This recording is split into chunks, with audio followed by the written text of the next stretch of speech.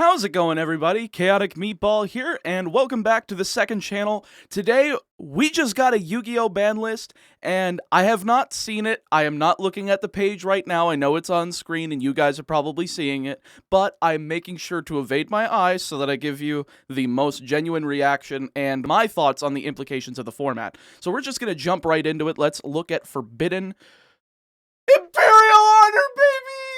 Oh, thank God. Holy crap. The top decks are in shambles. Eva? Drytron didn't do anything this format. Holy crap. Well, I guess, what do we do? I don't know. Somebody's going to have to engineer something.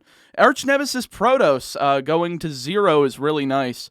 That card was just really nasty of a floodgate for Sword Soul, and the fact that it was searchable and they only had to play one copy was a bit of a rip. Simorg makes sense. It's just an Omni Negate that it spits out every turn by summoning Apex Avian from the deck, or spitting out a floodgate in the form of Barrier Statue of the Stormwinds. I'm happy that's gone, but I'm interested to see where the bird combo goes. Imperial Order, thank you for getting rid of this.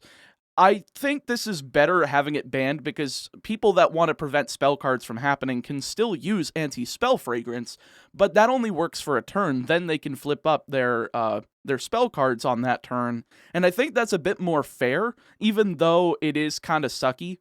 For the opponent, of course, floodgates do kind of make an uninteractive game state, and I'm not the biggest fan of it, but I understand them being a win con. Anyway, let's move on to the limited set. What the fuck?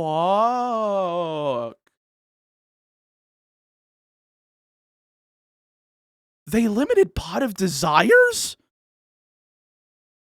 They brought back Destrudo, Snow, Astrograph, Lunalight Tiger, Monster Gate. Why is that limit? Recital Starling was a let's just be fair. Recital Starling, I had a feeling was going to get limited because the deck really took off when you used 2 of them.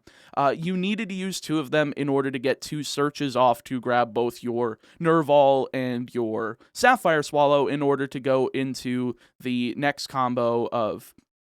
Well, no, you didn't. Hold on. You needed Recital Starling for 2 reasons. 2 of them got you to Utopic Draco Future, which was a monster negate that also steals if it's on the field.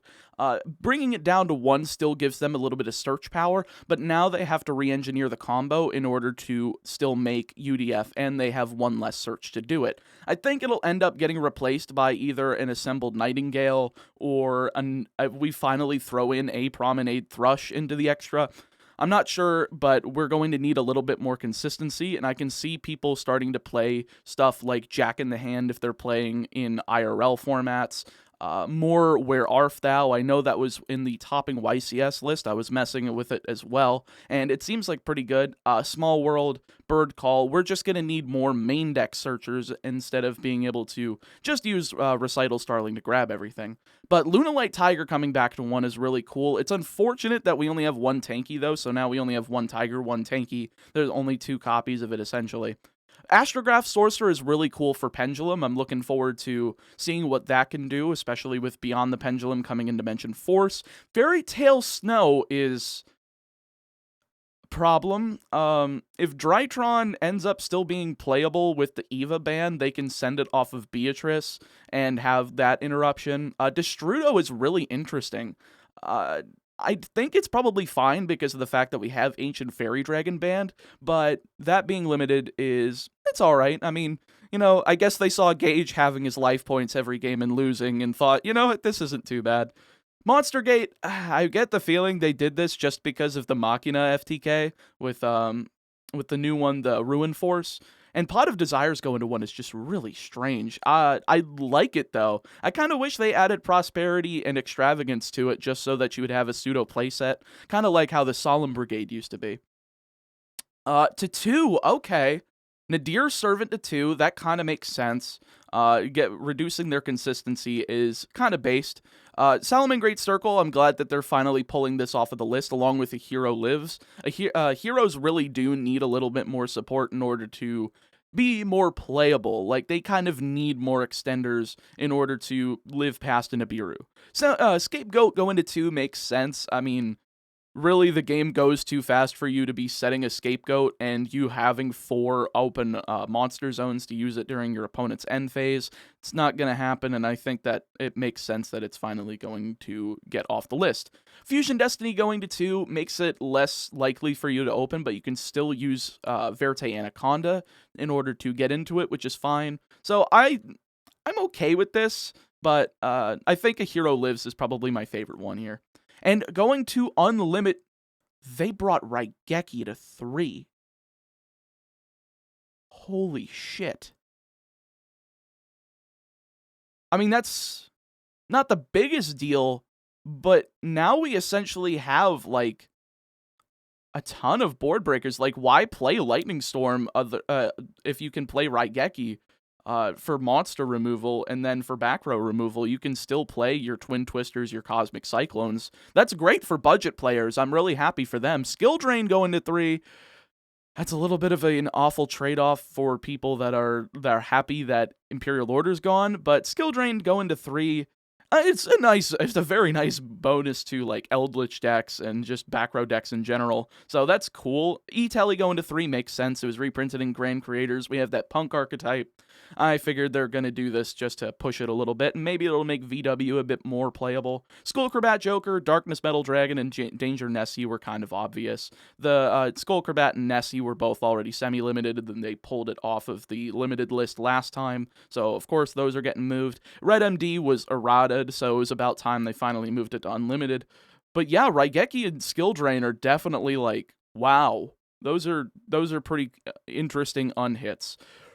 Anyway, this ban list is sick. I'm very happy to see that all of these cards, like, again, like, this is akin to the January 2020 list. They didn't kill a lot of, actually, they did kill a lot of decks. That killed, like, 3 of them outright that we're going to have to re-engineer combos. But this is just a very much needed soft reset on the game, and I'm very happy to see that we are going to be moving into a format that is relatively weird. I'm going to the PPG over in Tampa, Florida this weekend on Saturday. So if you end up seeing me, come say hello. I'll be there. I know Nim Nim and Pack are going to be commentating the event, so I'm hoping to meet some of you guys that are there.